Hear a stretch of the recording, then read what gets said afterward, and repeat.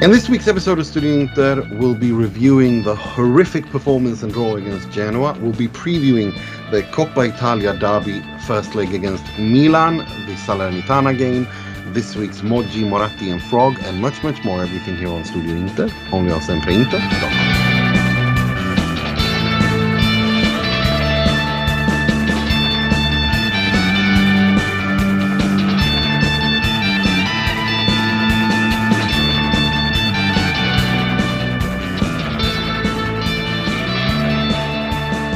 Benvenuti, bentornati to another edition of StudioInter. It's not a new week because we're recording this on a Saturday. We recorded the last episode on a Monday because Inter play again on Tuesday against AC Milan. But before we get into all of that, let me begin by introducing my panelists, starting with the feature writer who writes for SempreInter every week. What we learned from Inter this week, Mr. Jake Smalley. I'm really looking forward to your piece, which I haven't read. You haven't written it yet, if I'm not mistaken. I'm going to say I've not finished it yet. Yeah, I was going to say, yeah, exactly. I've got like spyware on your computer, Jake. No, I haven't read it, but I am looking forward to it. But I do have a feeling. I think I do have a feeling what it's going to say. Yeah, it's not going to be fun. Well, actually, they're always so very well written. So I know a lot of people like them. So yeah. Keep it doing. You know, that's the thing, though. I mean, as our second guest can tell you, because he's an excellent feature writer as well. You know, as long as you keep it honest and researched and well written, it doesn't really matter what, like, the tone, like whether it's positive or negative, right? And with that, would you agree with that, Mr. Mike Piellucci? And I'm just going to say Texas because I always get Houston and Dallas mixed up. So I'm afraid I know where you live, but every time we record, I get confused. I think it's one of those mental glitches. It happens. Yeah, and I would say that's sound journalism advice right there, Nima. Yeah, you gotta bring your best writing. You gotta bring your best facts. You gotta tell an honest story, and wherever it goes, wherever it goes. And Jake does that every week. I think we know Jake's gonna do what he always does. Exactly. So let's start with it. It is a compliment. It's a compliment, but it's an honest compliment. I think that's kind of where we're going to be. It's going to be a lot of honesty in this one because not just because Mo couldn't be here because he really wanted to be here, but he had a thing like a family thing that happened. Nothing horrible, just a positive thing. Just forgot about being invited to a nice social Mr. Positivity. Event. He's got too much positivity in his life. Podcast this week. No, he wanted to do it, but because he was invited to. He forgot that he was invited to a thing, and he said I can still do it, but then I'd have to run in and out of like from a quiet room, and I'm like, no, dude, it's a Saturday. Go be with your family. Like, it's okay, we'll survive. Such dedication. Yeah, he is unbelievable. There's no doubt about that. But no, in all seriousness, I am actually not that upset. Well, not that I'm not upset. No, I'm not that negative, and I'll tell you. I'm gonna explain why, because I think this was a little bit rock bottom. I think we hit rock bottom, and I mean, let's start there. I think we really, really hit rock bottom. I think Genoa was. Look, I think a lot of these things are about confidence. It's a combination of many things. It's a combination of confidence being low, the team as a whole, and key individual players being out of form, the coach being also out of form, making the wrong mistakes and the wrong choices in the wrong games. He's a little bit under pressure and under stress. And I think that what we saw against Genoa and Sassuolo are pretty much what it is. And also the fact that a lot of teams have learned how Inter play. I think there are structural problems in this Inter squad, which I have been saying since the summer. And when you add all of these things together, it's like one ill deed, deserves another, and it becomes accumulative. And when you're out of form individually and as a unit, your confidence isn't high. You're second guessing yourself. Everyone's a little bit on edge. It doesn't flow as naturally. Teams are learning to play against you. It's like one thing leads to another, and you end up what you saw against Genoa. So that's where I am a little bit with that.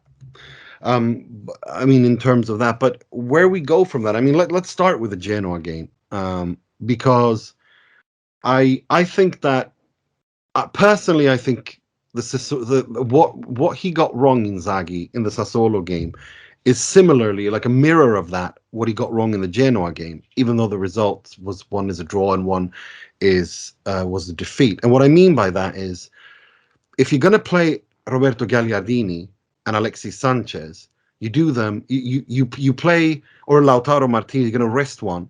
You play Roberto Gagliardini against Genoa, and you play Lautaro Martinez against Genoa. You play Alexis Sanchez against Sassuolo, and you don't start with Roberto Gagliardini against a Sassuolo side who are so good in midfield and are good in breaking transition and in winning the ball high up and hurting you. I think these are things that Simone got wrong in terms of personnel and tactics. And of course, we all know that Inter can't score goals. 53 shots. The last 53 shots have not a single one has not gone into goal. Has gone in goal. I mean that is also that's a structural issue.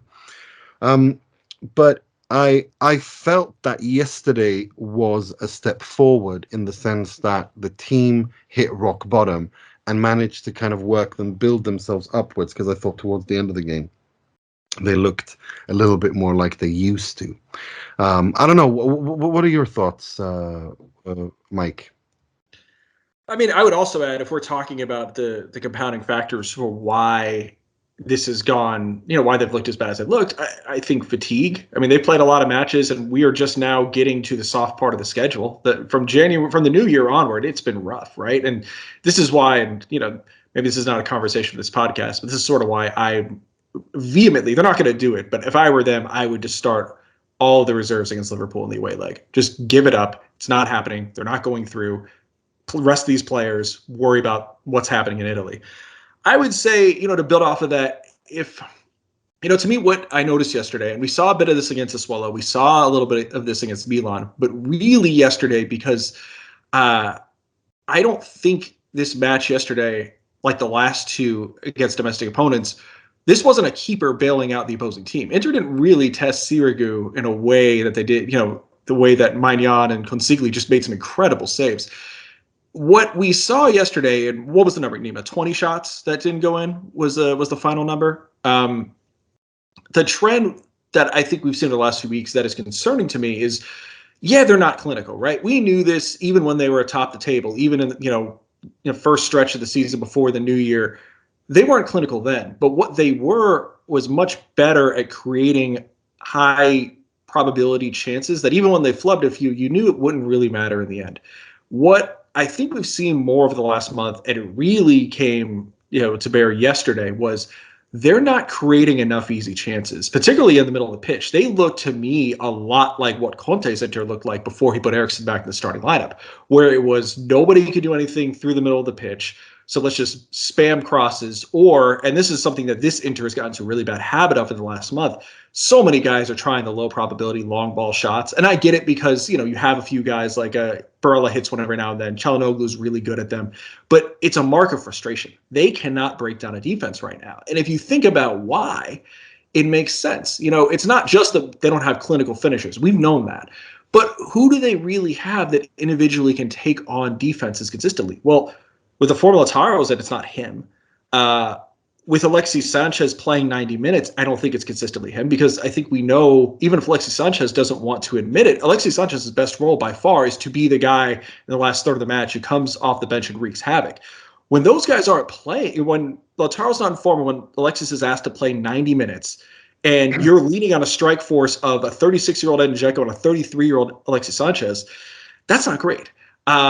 So to me, I'm with you that there are some mental and intangible things that can improve, and I think will improve, but something personnel or tactically needs to change too. And I have an idea of what that is. We could talk about that now, or we could talk, we could let I want to talk about that now. I am so glad you brought that up, because I have some ideas of my own. I want you to go first. I'm going to pause here to let our pal, Uncle Sharma, the great Rahul Sharma, strap in, because he's going to love what I'm about to say. And I didn't think I'd be getting here. Oh, yeah. But listen, Joaquin Correa can help this team. God, I knew you were going to say that. But think about it, Nima. God. But fellas, hear me out here. Joaquin Correa is not going to solve the goal scoring problem, right? We know that. That's a done issue. I've got news for anybody listening to this podcast. If you think that any of these players are suddenly going to turn clinical a la Lukaku or Icardi, the way that we've been spoiled for the last 8+ years. It's not happening on this team. Yeah. That's going to have to come next year.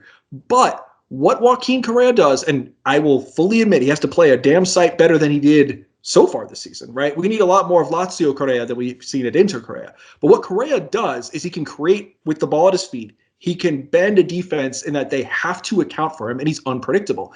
Those are elements that can at least create some room and some easier chances in the box, as opposed to just Ivan Perisic do something or trying time and again, and sometimes it works and sometimes it doesn't, for the midfield to make a pass from deeper in. Not only that, but you yourself have talked about this before, Nima. Yeah, looks like he's a little more comfortable when Correa is on the pitch. Yeah, and the reason for that is the balance, that when Correa plays, it's a 3-5-1-1, and that means that you cover pretty much all areas of the pitch, and Joaquin Correa's position between the lines allows for Çalhanoğlu to kind of, he gets more space and time on the ball, and he looks more, the team looks balanced both defensively and going forward, and I think that's a really good point. I was going to suggest the 3-5-1-1 as well. I just don't think that Correa is going to play that much have that much of an impact, because I don't think he's going to be fit enough. I mean, that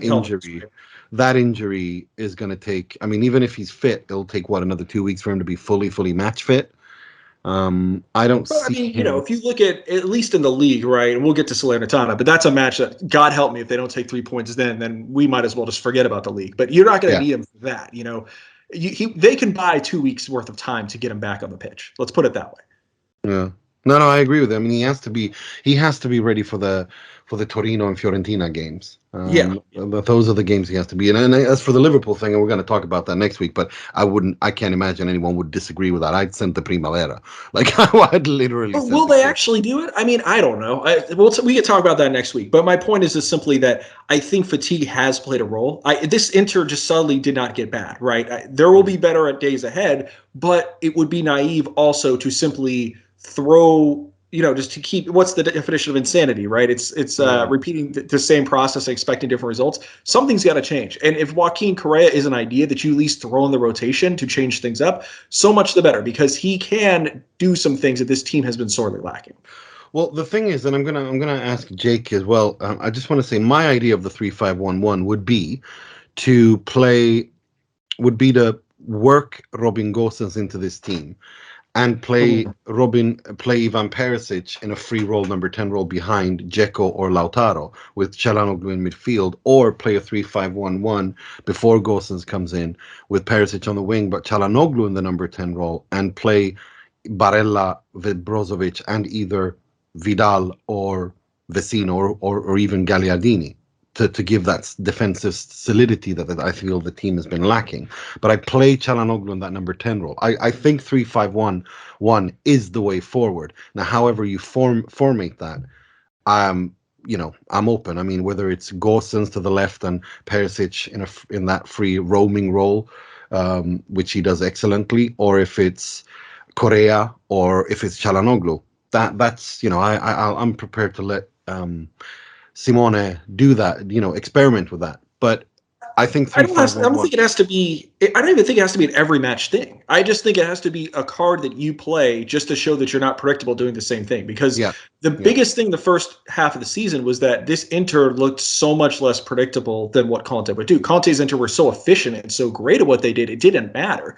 But the way they played the ball and the way they moved it, they were so unpredictable, and they felt stagnant for a solid month. So to me, it's not. I'm with you. Throw the 3-5-1-1 out there. I don't think it has to be every week.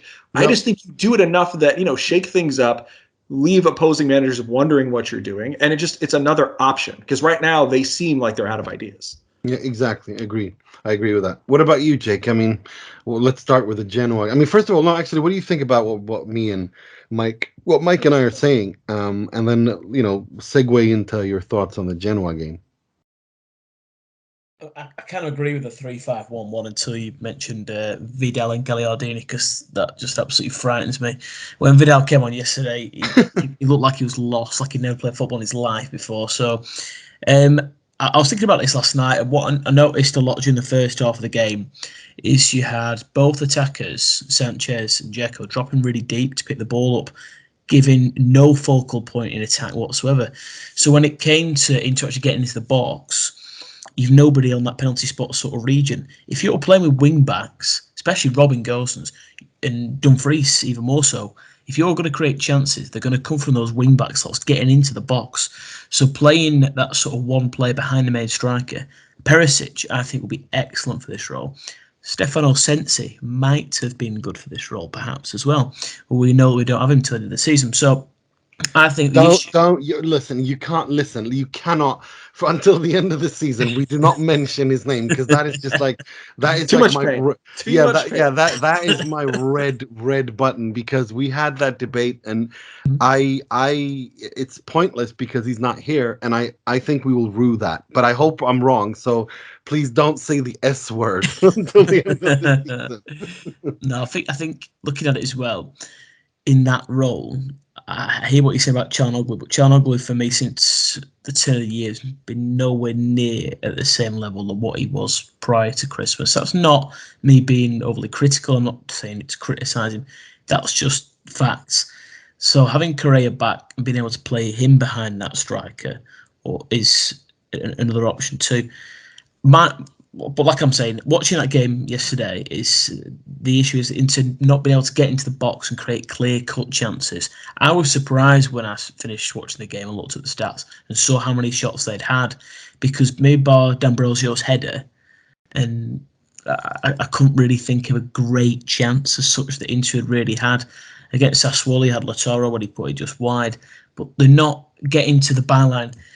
Getting the ball into the box, having loads of shots on goal, making the keeper make loads of saves. I mean, in the Friday's game, more concentrated because I suppose Conchili did make quite a lot of good saves for Sassuolo, but the way they play isn't fluid. I think that's what I'm trying to say. I'm going a long way about saying this, but I think fluidity is what they're missing, and I think you could definitely make a case for dropping an attacker a little bit further back, but it would have to mean you play Dzeko, I think, rather than Lautaro Martinez.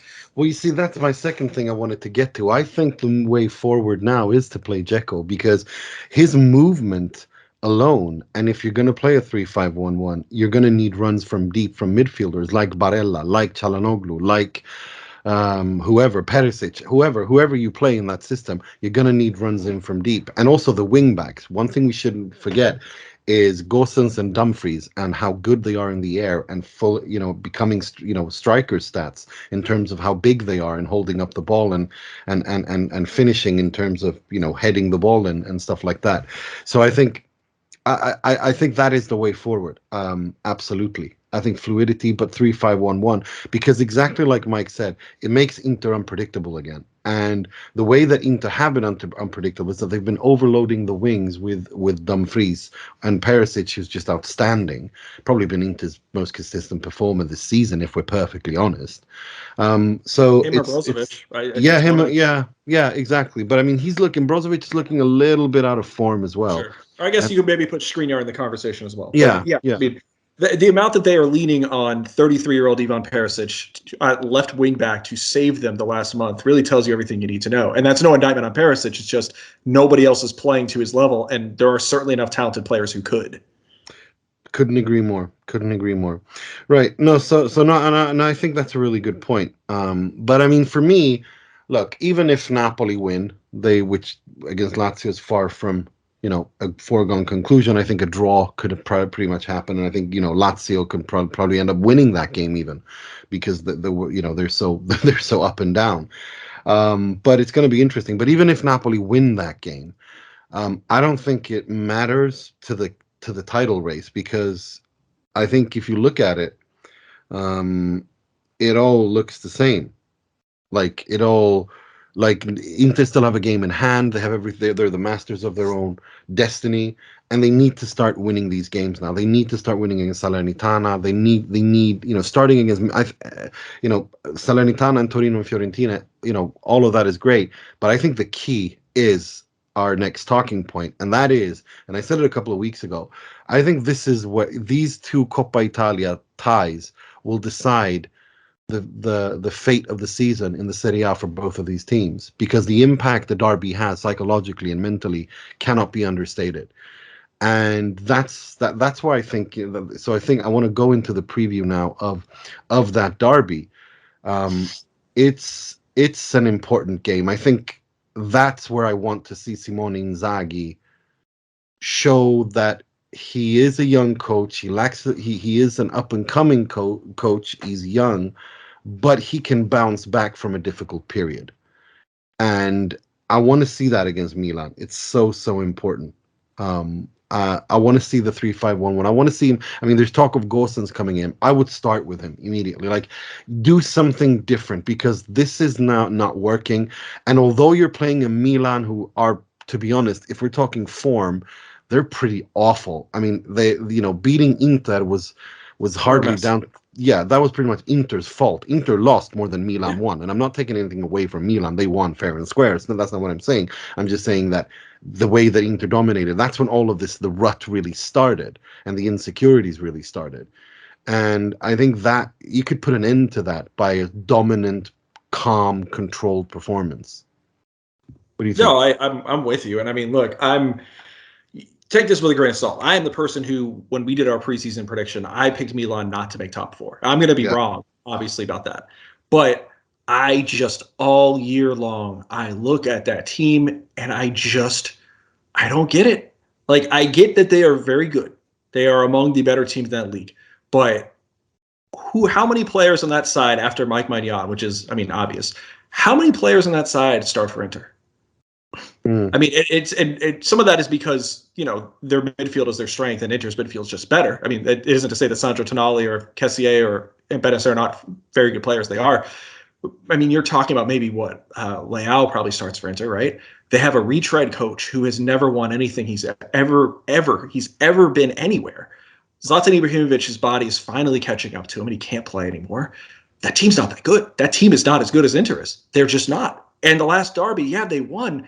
They won because Inter handed it to them. Inter were the better team for most of the match. Milan had a hot stretch. They converted 2 of their 3 shots. One of those shouldn't have even been a goal because Giroud committed an obvious foul. Inter let him off the hook. I keep looking at this team. It is the same thing that I saw in the first derby too. And I'm like, how are Inter not beating them? So if you're asking me to preview this match, at some point, because I do think Inter are the best top to bottom team in this league. They do have pedigree of winning last year. I do believe that even if they don't change as much as we want them to change, there will be some natural regression because they're not this bad. And even when their shots are not ideal, they're not going to miss all of them. I just look and I'm like, I cannot see Inter continuing to lose to this team that they're better than. But I do agree with you on this, Nima. If they lose, definitely if they lose both of these ties, but even if they lose one, that ain't good. You don't want to give this Milan side any emotional gas because they're going to need emotional gas. They're not the most talented team. I don't even think they're the second most talented team. I think Napoli's more talented than they are. So they need everything to go right, and they need to be mentally on point if they're going to win the league. And Inter cannot let them do that. And if they don't let them do that, and if Inter do go through like they should, I mean, that could be the nail in Milan's coffin. Milan should not be winning the league this year. If they had, it means that 2 other teams screwed up. I'm sorry, but that is how I feel. No, I agree. I agree. I think that Milan have regressed this season to last compared to last. But they're less talented than last year, right? They weren't better than Inter last year, and they're less talented. And Inter's less talented too. But yeah. I mean, that Milan team wasn't. That's exactly what it becomes. That everyone has taken a little bit of a step back, except for Napoli, who've taken a giant leap forward. And they have another manager who, bless Luciano Spalletti. We all love him, think of him fondly because he did what he was supposed to do at Inter. He's never won anything either, right? So. No. I'm with you. No, I'm with you. But it is an interesting discussion, for sure. And what I want to see, but before I go to that, I want to ask you, Jake, what were your thoughts going into the derby? I agree wholeheartedly with what both of you said. I think that it's an absolute giant match for the rest of the season.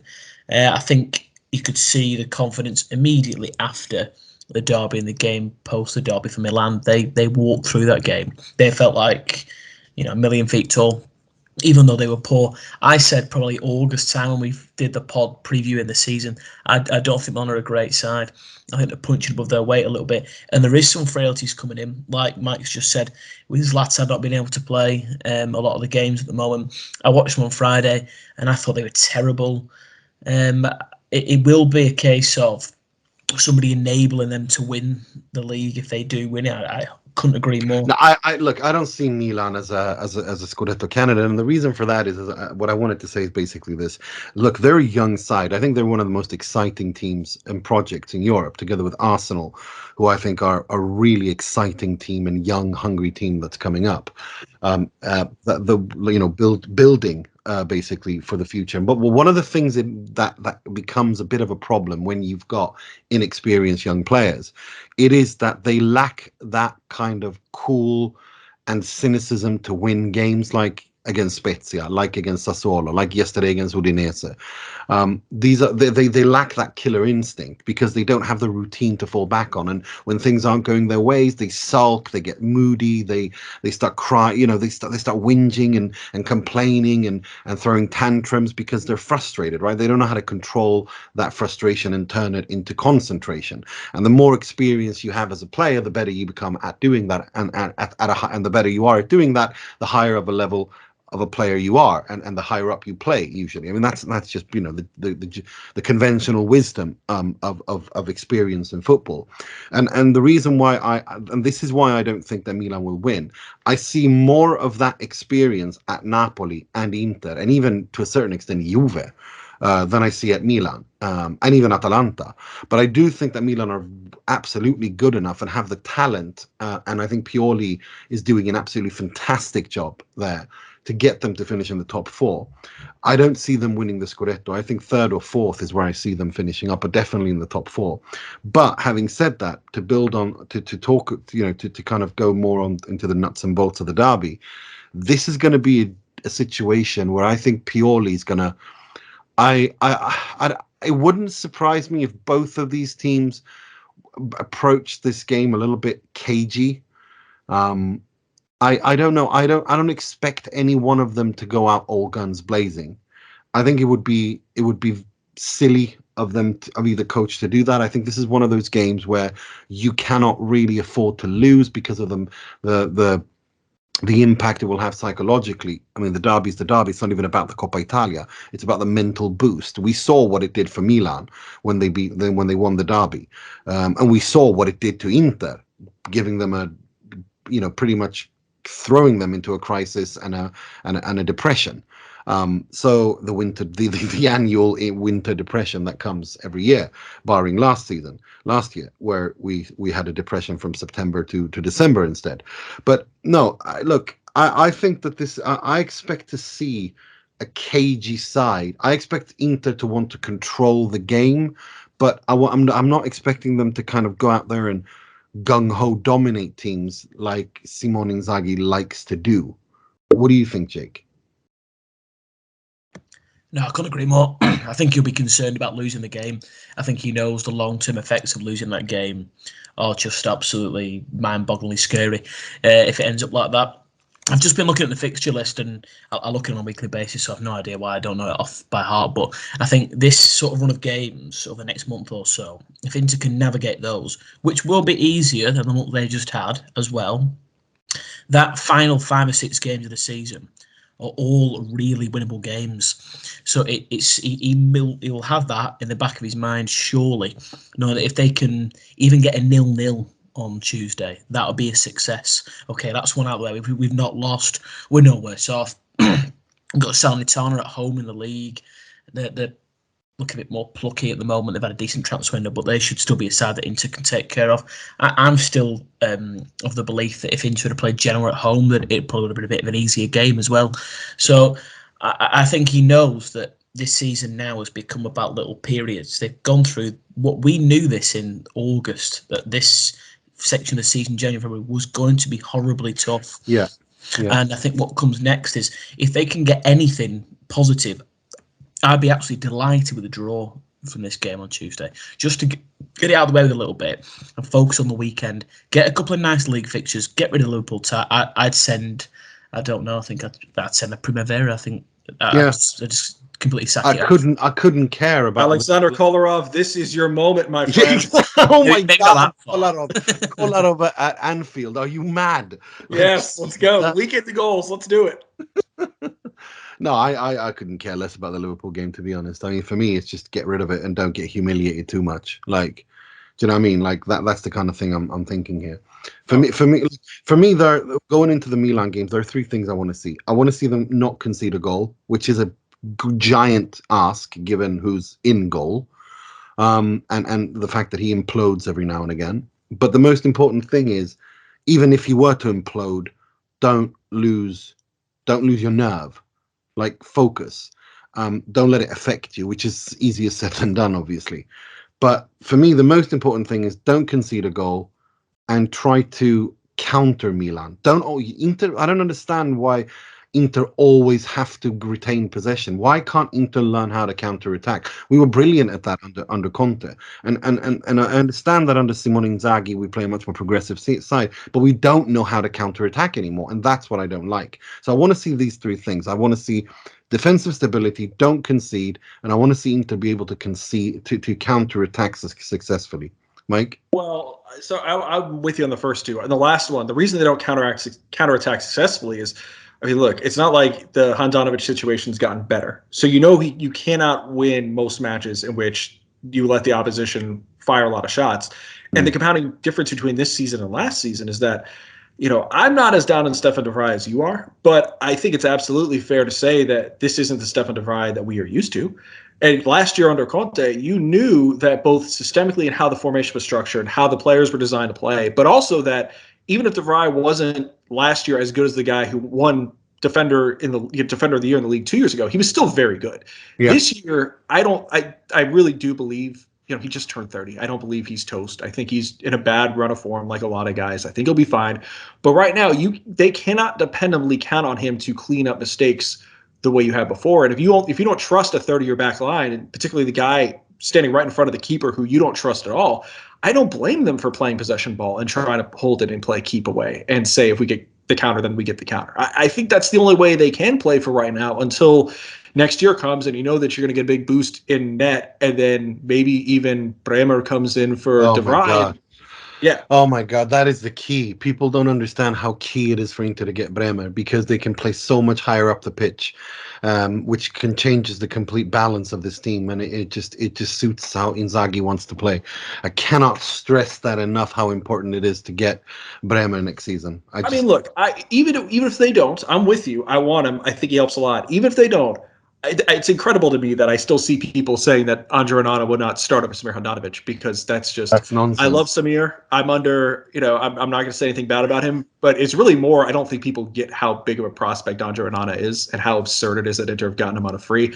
It's going to be so much better having a goalkeeper who can do goalkeeper things. Like, that's unfortunately. Well, not just that. I mean, the fact that he's so good with his feet. He's a very technical player, and he's quick. From the back. Yeah, he builds from the back and he's fast. Oh my God, he's a heck of an athlete. He's an athlete. I think that's exactly it. He's an athlete. He's, when you play with a high line, you need your goalkeeper to be able to read the game and time his runs and be like a sweeper keeper. And he is that guy. And if you get Bremer on that as well, that's a very good place to be. Like that is an incredibly good place to be, and I think that also helps because of how Simone wants to play, given how forward tilting he wants to be as a team. These two are the most, they will really help Inter next season. So I'm not as worried next season. Even if next year's Inter it would be hard for next year's Inter not to be more talented than this year's. No. That is the reality. We can get there another time. I mean, right now it's just in regards to Milan. That's why I don't see them playing counterattacking style. I don't know if they trust the personnel enough to flip that mid-year. So I'm fine with them playing a possession style and just doing what they're doing. The key is just ideally they have to create, I think part of what the issue is that when you have a week like this week, they play possession and they will move the ball around, but this isn't like those Barcelona teams of 10 years ago where they'll sit there for an hour and pass it back and forth. And I'm glad they don't, because I hate watching it. Yeah, but the drawback is that I don't think this team, I think they lose their nerve and their discipline sometimes. That when they don't get, and we've seen this in the last month, when they don't get a look after a certain period of time, they just get frustrated and somebody just takes a cannon shot from outside the box and then they blow the possession and they start all over again. That has to stop. Like, ideally, you're creating better looks, but if nothing else, especially in a match where you want to play cagey, it has to be drilled in their heads. Do not waste shots. Do not waste possession. Keep finding another look, because eventually, if you do this long enough, the opposing team will get antsy playing in their own half so much, and they will try to be aggressive, and they will make mistakes. And Inter are not letting teams do that right now. They're just content after a set period of time to say, screw it. Somebody takes an individual shot and thinks that they're more talented than the probabilities, and more often than not, they aren't, and that has to end. Couldn't agree more. Which is why, if I'm going to predict this game, I'm going with a 1-0 steal. This is what I want to see. I want to see a 1-0 steal win for Inter. The away goal, clean sheet. That's what my heart is saying, but my head is saying a 1-0 draw. What about you, Jake? You went a bit Mo Nassar on me there. I thought you were going to go uber positive. I think 1-0 at best. I'd be really surprised if they don't concede a goal with the scarecrow between the sticks. I really feel like it's going to be a tough game. I think 1-1, and I think I'm being quite optimistic there as well. Okay. What about you, Mike? I mean, my heart says 2-1 Inter, but I'm somebody who has doubted Milan all year long, and I keep being wrong. So I will stick with you guys with the 1-1 draw. I don't think it's optimistic to expect a draw. Inter are better than that team. Sometime this year, I'm going to be proven right by this, but Inter are better than that team. I don't know if they play like it this week, but I don't think they're going to outright lose. No, I think that would be. I really don't think so either. I think going into the derby, I was really nervous because I felt like, because of the way that everyone was saying Inter are going to win, and I thought so too. I was the overconfident person for sure. So you were right to be cagey there. So the fact that you are cautiously optimistic this time, I mean, Mo at his party right now is smiling. He can hear us. He won't listen to this podcast, but somewhere he's having an aperitif and a big grin just crossed in his face hearing what you just said. Yeah, that's true. Inshallah. Right. Let's move on to the Salernitana game. And this is, I don't care how good of a window they've had. They are a dreadful team. I don't care what anyone says. They are absolutely horrible. They are horrible. They are genuinely unwatchable. And I've tried watching them. It is not a nice team to watch. And it's at home at the San Siro. It's I think 50 or 75% capacity. You know, this is a team that should be dominating. I mean, they barely have anything. And if they come from a good result in the derby, I'm thinking they're gonna just completely demolish this side. 2-0, 2-3-0, comfortable win is where I am at. What do you think, Mike? Where are you on this? I was going to say 3-0. I think we're all fairly measured, a little bummed about how they played, but I think fairly measured. Nobody's panicking. If they don't take 3 points next week, I'm gonna panic a little bit, guys. Yeah, I'm gonna panic. Yeah, next week is if they don't beat Salernitana, that is panic at home. At home, because then you're out of, you don't have any extra chances. Then you're chasing the league again, and it's not in your hands, and that's not a good place to be. No, that's when I start panicking. But I do think, look, this team, for the things that all three of us have said, there are some extenuating circumstances. This team just didn't suddenly forget how to win. They will. This is the sort of match that I feel like they'll take care of business, and that's why I love what Jake said earlier about if they just take a point, even just a point on Tuesday, they go into the weekend, they get a comfortable win at home.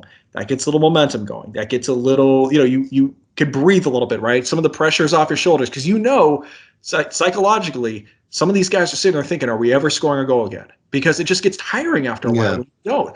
So, don't lose Tuesday, get 3 points, score a few goals on Saturday against a bad team, whatever. That will make everybody more calm going into that second leg. Yeah, no, agreed. I mean, a win in the derby and a win against Salernitana, and everything is smooth sailing again.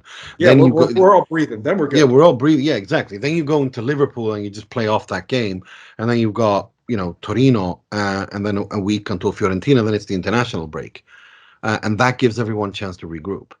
So no, I'm totally with you. What about you, Jake? What are your thoughts going into Salernitana?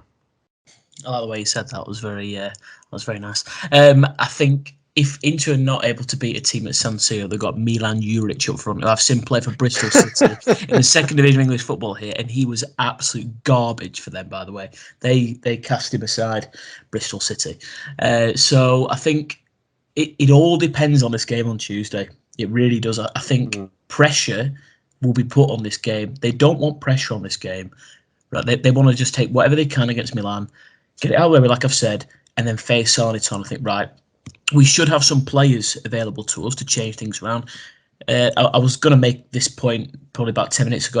I was just sort of thinking about it. And, we discussed last week about this idea that Inter have got a really big and really deep squad. But we've seen over the last week or so that the actual sort of second 11, so to speak, behind the players that start is really poor in terms of being able to replace players. So, you think about the top sides in Europe, and Inter are not on that level because they don't have the financial backing, yada, yada, yada. But when they have players who miss games, like Chelsea, players who will lose form, they can swap in another player.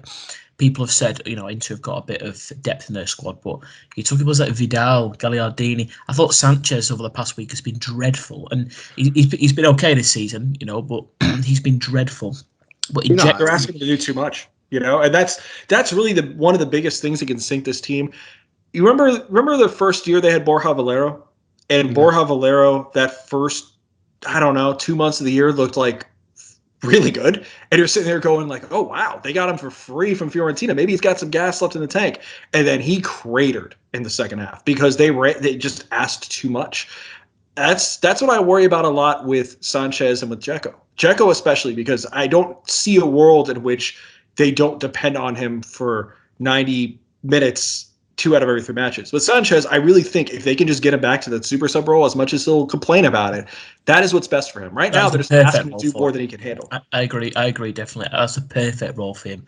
And it would be ideal if that was the same for Dzeko, because I think over the last couple of weeks, he's looked really tired. And that's, it's no fault of his own, but not being able to replace him with a player of similar caliber, because, he threw Caicedo on last night, and he's not on that level of Dzeko. I think to chuck him into the box and pump the ball in and hope he nods one in and nudges one over the line, that's something. But I think the result at the weekend, that fixture needs pressure off it. I agree with what you said, Mike, as well, with that goal. If Inter score on Tuesday, that'll be really positive as well, because that will be a weight off their back. If they can win that, I could see them beating Salernitana 4 or 5-0, just absolutely destroying them. Yeah, I'm going to go with 2-0 just because I want to be conservative. Yeah, that's fair enough. No, I mean, in an ideal world, just think one of those, Inter just get this lucky break where they just completely run riot over Milan, 3-4-0, and then they then they go into Salernitana with their confidence up again. Then that becomes important to kind of just win that game as well, just 2-3-0, just to see it off, because then you got Liverpool and then you're out of there, and then you've got Torino, which is, and it's away, and that is a difficult game. That is a trap game. Fiorentina at home, I expect Inter to win simply because of how attacking minded Fiorentina are, but Torino away is one that worries me. It really does, especially Ivan Juric, who anyone who follows me or listens to this pod, follows me on social media or listens to this pod or the Italian Football Podcast knows that I have a bromance with this guy. I am on the record saying that if Simone Inzaghi leaves in the next 1-2 years, this is my replacement, because I absolutely love the football he plays, defensively, attackingly, his high pressing. I think he's completely won me over. Let's move on to the part of the show where we pay tribute, rip the piss out of, and criticize someone or something heavily in the world of football, starting with the negativity, which we presented by this week's Moggi, which we presented by Mr. Mike Piellucci.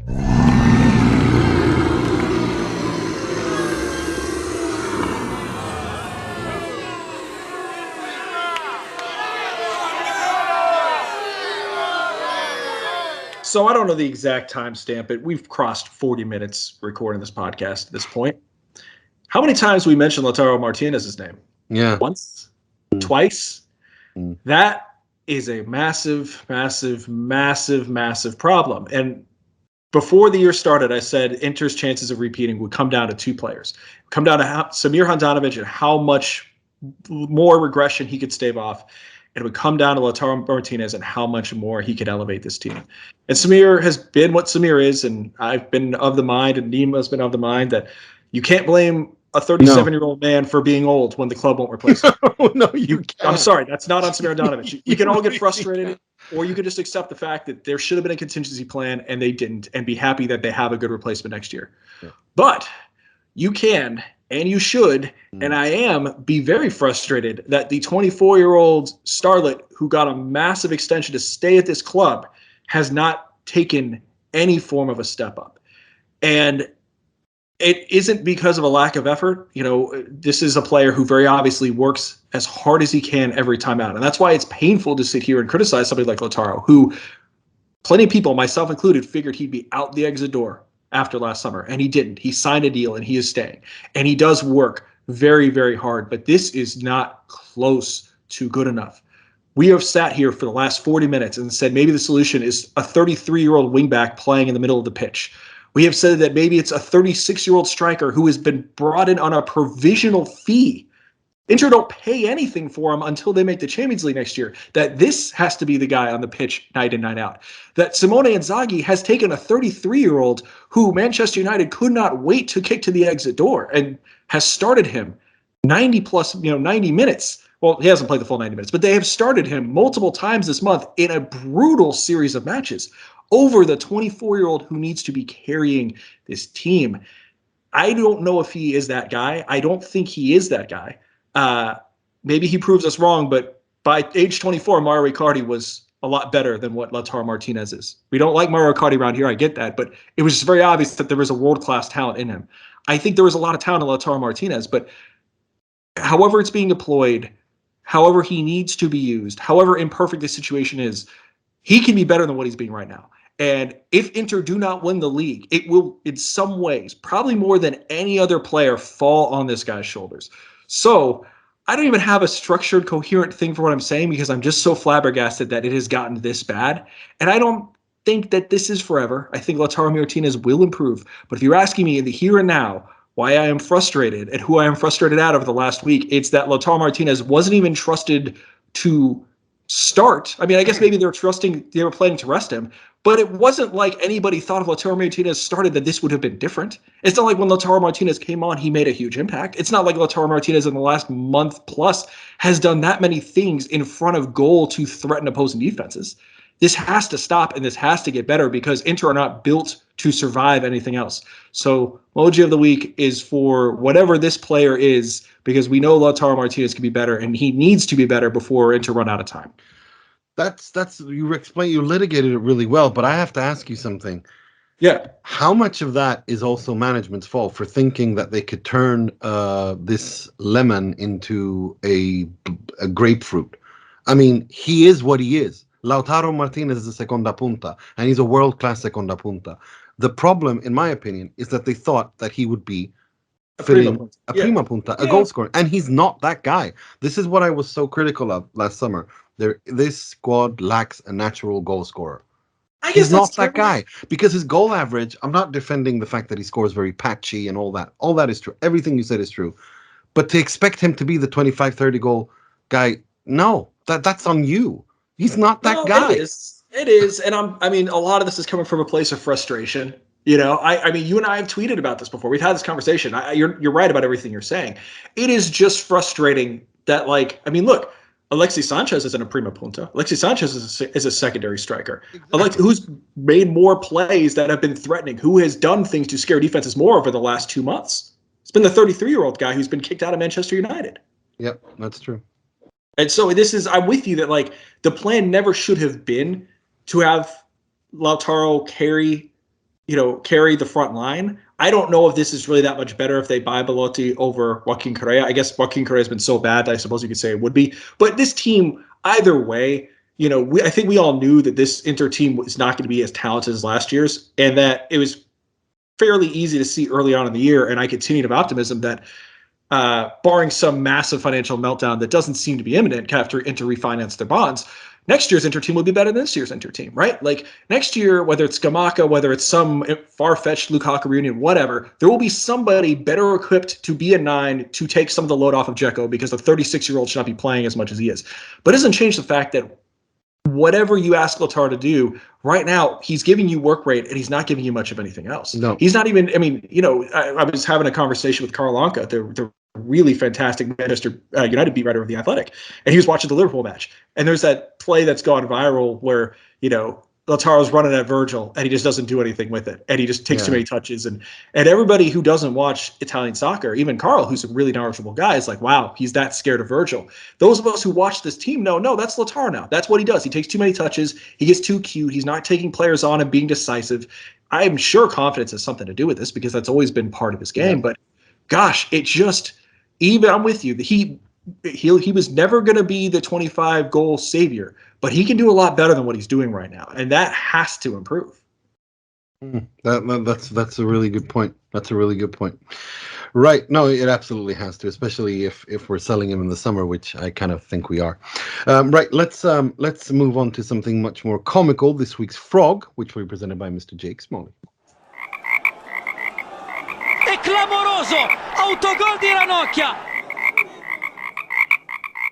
Well, this week's been quite a difficult week to find something comedic with the obvious... What, the impending World War III? Well, nuclear warfare that could happen. Yeah, that slight distraction on social media. I have been scratching around, and probably the funniest thing that I've seen, mainly because I'm really immature, and it kind of does link with something that I quite like. Quite sad, but whenever I used to score goals when I used to play Sunday League football, I used to love doing ridiculous celebrations. So this is perfect for me.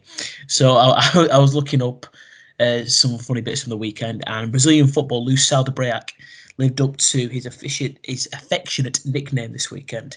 He's playing in the second division in the Campeonato Paulista in Brazil, and cracked probably the best goal celebration I've seen in a long time. An awesome, weird sort of breakdancing, Booker T style, as you will. So if you're knocking around social media, please do take a look at that. That is absolutely outstanding content. But it has been a really difficult week to try and be positive and try and be humorous this week, I'll be honest. With the football on the show that we've had to talk about, and with obviously World War III almost happening, and we're all and us all dying of radiation poisoning. I mean, after the post-apocalyptic world thing hanging over your shoulder kind of can ruin your mood. Just a wee bit, just a little bit. Convenience. I mean, they must be thinking more about our pod than Yeah. No, I just as a side note, because I don't want to turn into a political thing, but I do think of people who have kids. And kids I have friends who have kids, and they are very aware of what's going on, and they're scared, and that's got to suck, right? Because when we grew up, we didn't have this. There was the Cold War, and you had the Soviet Union and Russia and the U.S. and NATO and the Warsaw Pact, but it never got to this point. It never got this bad. At least in my child, I'm born in '81. We had September 11 and all that. That's fine, but we didn't have impending nuclear warfare, World War III hanging over, and this has been a week where that has been discussed, and kids hear that, and I can't even imagine the mental anguish it must be to have to to grow up with that, to have those feelings as a child. I can't even imagine that. So yeah, it is things are complicated. Life is complicated and difficult and whatever, and especially after the last 2 years where with the pandemic and everyone being exhausted mentally generally, this was not what anyone needed or wanted. Right, let's move on to something much more positive. This week's Moratti, which I'll be presenting myself.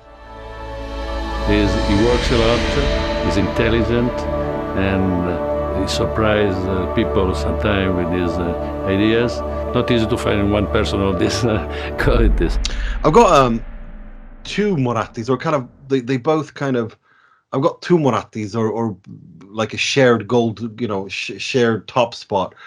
Marcelo Brozovic's contract extension is so important, and it's all been done. Amen. Yeah, and also Ivan Perisic looks like it's done. That is so important, because Perisic, in my opinion, has been the player of the season at Inter. He's become a leader that he's never been. He's become a reference point, which he's never been at Inter before. And this is his last season. This is the last few months of his current contract. Now contrast that with Franck Kessié, who shall we say, is not performing like that at Milan, or other players who towards the end of their contract did not exactly look like they wanted to stay where they were, or that they cared that much. Ivan Perisic has been completely different. And it looks like he's staying, and it looks like he wants to stay. And I think that's great news, that it creates continuity in the dressing room. And I think that if Inter end up winning the Serie A and also the Coppa Italia, that would be outstanding. I think that kind of winning mentality is incredibly important as Inter start rejuvenating and moving forward into Suning 2.0, which will happen when Vidal and Vecino and Kolarov and all these other players leave and are replaced. So I think those two pieces of news are my favorite, and also the fact that February is almost over. Like Inter's annual winter depression lasts for exactly a month, and it started in the beginning of February with the derby, and February is almost over. Thank God, I'm not going to miss it. So let's do this. Let's do this. Bring on March and April, and may it be sunnier and happier for everyone.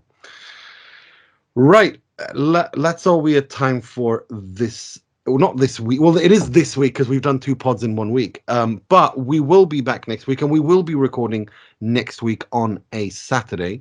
Again, because we play on a Tuesday, and we want to get these out as soon as possible, so that there's, so you guys have a few, so that you guys have like 2-3 days to listen to it before the game. And the derby is a massive game, and the Liverpool game is also a big game, even though, if it were up to me and Jake and Mike, we'd probably send the kids, the 16-year-olds, to play at Anfield. But luckily, 3 of us. Let's go play ourselves. You know what? Yeah, why not? Fans 11. Exactly. I'll get 11 people. That's fine. I'll just call. Bring in Mo, myself, Will, Alex Dono, Fulvio. We'll get the whole pod out there. Yeah, exactly. Yeah, we'll give the guys a break. We'll get embarrassed on international television for the sake of the guys having a week off. Exactly. Right. I'd like to thank you, Mike, for coming on. Don't be a stranger. Hopefully not. Hopefully they'll be around a little more the second half of the season. Hopefully. Looking forward to it. Mr. Jake Smalley. Thank you. I want to sign off actually by I'm sure this will make you laugh. There's a little boy that I teach. So in my day job, I'm a teacher, I'm an English teacher, and there's a little boy in my class, my year 8 group. So he's 12, really small lad. And he's from Italy himself, and he's a big Milan fan. And I've got a big bet on with him to the game. So I really hope he comes in on Wednesday crying his eyes out. I really do. So that's keeping me going this weekend. This is who we watch Shaping Young Minds right here. After what I said about children and their mental health, you decide to bully a 12-year-old. Fantastic. Send your hate mail to Jake Smalley 8 on Twitter. Right. Thank you very much. On that note, I'm your host, Nima, Tavallaey, wishing you a good week. First leg Coppa Italia win, 3 points, and sempre e solo Forza Inter.